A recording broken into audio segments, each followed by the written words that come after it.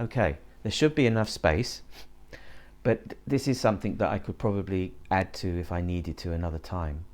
That in going to Israel, when I went to Israel, the feeling of rightness about making that journey without really knowing what was going to happen. I only knew that I would be a volunteer, that I would be on some kibbutz, some commune, a farm commune that I could just go to work at and live there.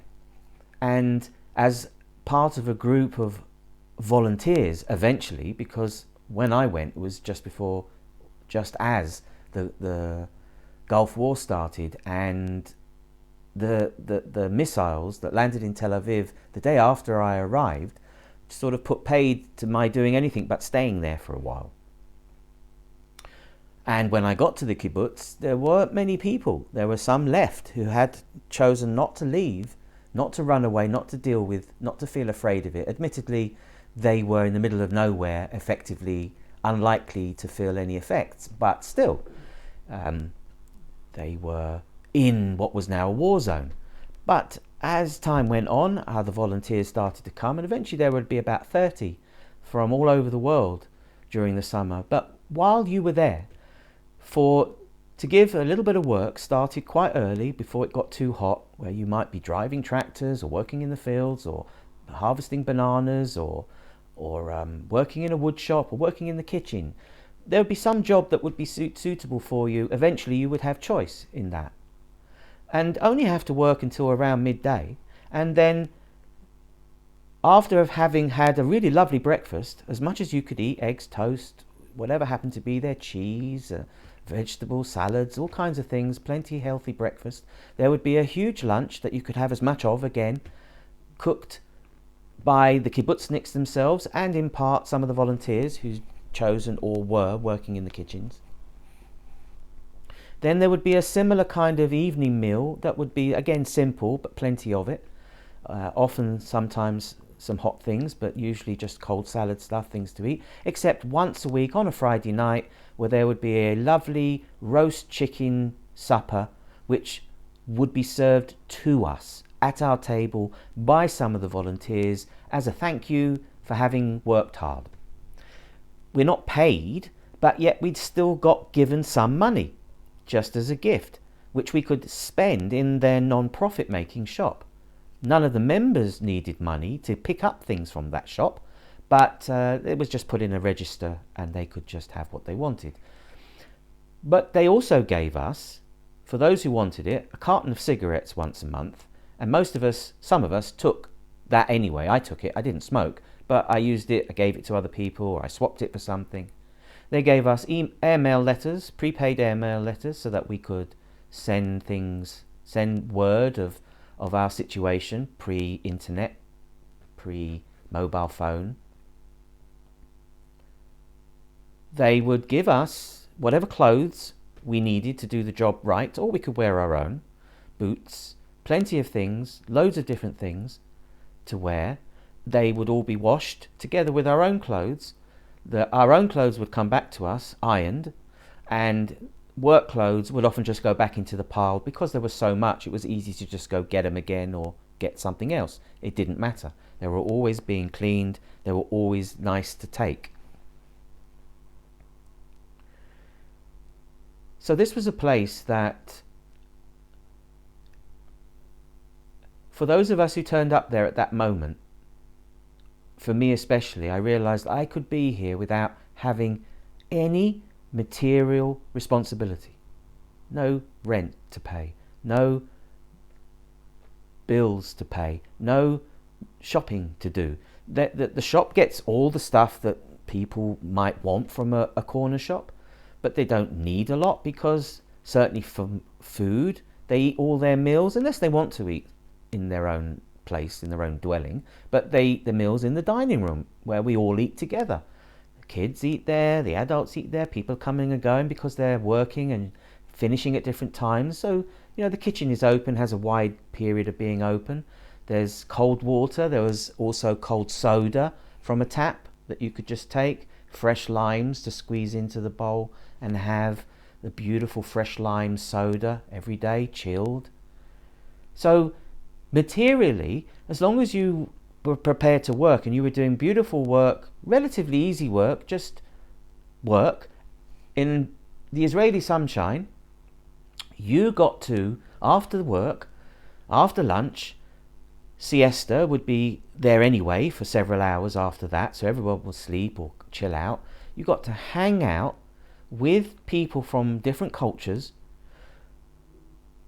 men and women, girls and boys, young and old, talk, go on journeys, get to know, because you're working closely with every day. And if you do a good job, they give you more and more responsibility. You drive vehicles, you use machinery. The Israelis are they want you to work. They want you to have a go. They will help you, they will show you, but they want you to do it. They're used to being capable. They're very capable people. They're brought up that way. And they all have to do military service, national service, 3 years when they're 18. So they all have discipline. They all know how to use weapons. They all know how to follow orders. They all know how to defend and protect their family. I like Israel. I liked it a lot. And even though I stayed on more than one kibbutz in my time, I've actually been on 3.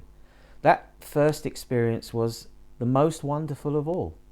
There was an artist's studio, and she would make sculptures, and they would be put all over the place. There was a beach. They were right on the beach, right next to the old Roman city of Caesarea, where there was an amphitheatre which the volunteers could go into for free. Every so often, they would take, every month, at least once a month, they would take us all on a trip to some part of Israel for the day. We'd go hiking or abseiling or something. And in the summer, if you happened to be there at the right time, you would get a 2-day trip. And I did one where they hired a boat, a yacht, and we were on the Red Sea, and I did parascending behind a speedboat, and people were just lazing on a boat on the sea, getting sunbathed. It was just a beautiful trip, a little break from getting up at 5:30, getting in, doing work. Sometimes it's dark. Sometimes so you're a proper employee. You just don't earn wages. You're just supported and looked after. You make friends with the kibbutzniks. The younger kibbutzniks, the kibbutzniks especially, would always be hanging out with the volunteers because they loved the variety. There would often be sexual liaison happening. Musical beds was not uncommon. There was a free feeling of freedom for people to feel they could explore themselves in any way, and sexually was definitely on the table. There were drugs, there was cannabis available to be had. It wasn't as straightforward as perhaps it is now, but it was still available and we still had it. We even made trips to a Bedouin camp in the South Sinai desert called Dahab, before it had become a real built-up touristy place where you could go and buy the cheapest, best bud and smoke on the beach and sit by the fire and swim in the ocean. It was amazing to do that. Quite a journey to get there, mind. And I never went on my own. I only went with people who were going because I like the journey and I enjoy smoking around people who aren't feeling afraid of doing that. None of us want to feel like what we're choosing to do. If we like to consume a plant because it makes us feel good, it helps balance us up, it makes us feel better, no one should have a say in that. Alcohol is an incredibly dangerous substance that causes so many people to suffer in different ways. Yet we make that legal. We have pubs everywhere. Some villages I've been into have more pubs than shops.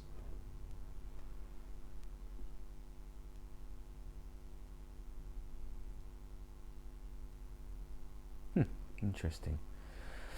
So, while the idea of What do I do? Where would I want to go?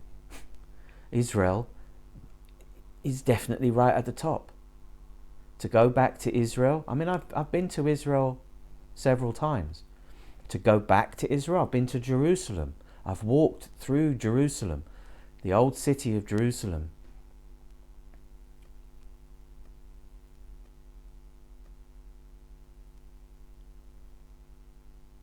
I don't expect it has changed very much. A hustling, bustling, strange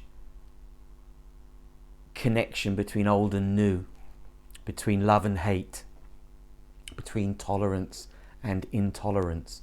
And yet, people are just getting on with it, just getting on with their lives. Going to the Arab quarter, going to the Christian quarter. It's, people are kind of living in this sort of strange place where holding on to old ideas and protecting them at all costs and insisting that it be like this or like that, and needs protecting and armed guards and guns, and it's a very strange place to go into. And really, the unification of certainly the Christian comes out of the Jew. Jesus was a Jew. Jesus transformed Judaism into Christianity. It shifted from the law to the heart, to love.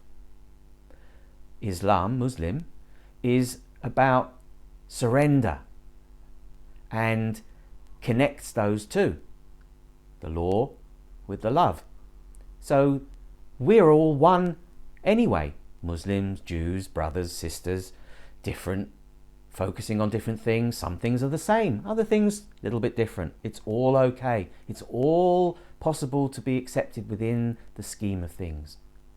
But in actual fact, holding on to these ideas, these relics, these stones, this place, it's just a thing. It doesn't mean anything. It's only belief. And in holding on to it as tightly and as ferociously as it has been, in attempting to control it, in wanting to be the only one who does so, it causes terrible issues. People suffer, get hurt, die. Can't have this for sticks and stones. So now we can unify. It can be unified into a place of pilgrimage where people can actually come. It is a holy place to come to. I would go there. I would be happy to have kibbutz in my life again, to have somewhere that has people on it who are brought up well. Children brought up on kibbutz, they're good kids because they've been around brothers and sisters all their life. They've had mums and dads, aunts and uncles all around them. They've felt supported and loved all their life. Those are the people that are the most balanced to go out into the world, just as many of the Amish kids are.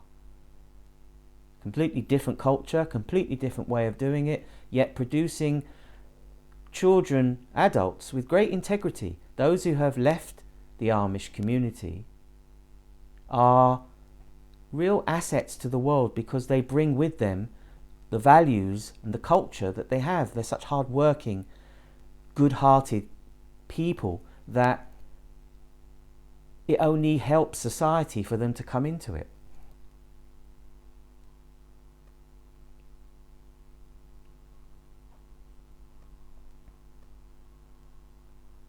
I just realized that because I have very little opportunity to make these recordings this way, I need to ensure I've got a fair amount of content so that they can be released, making it sort of seem like they're being created, that they are just being made, but actually they have been made.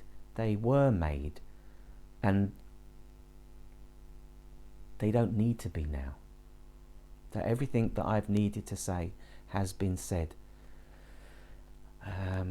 It may be that this is the last recording I make. If shortly the circumstances to do so are going to change again, the tide is going to come back in. The Red Sea has been parted, and now it's going to come back together again. And I've said what I needed to say, so there's nothing that I feel has been left unsaid, and I'm happy about that.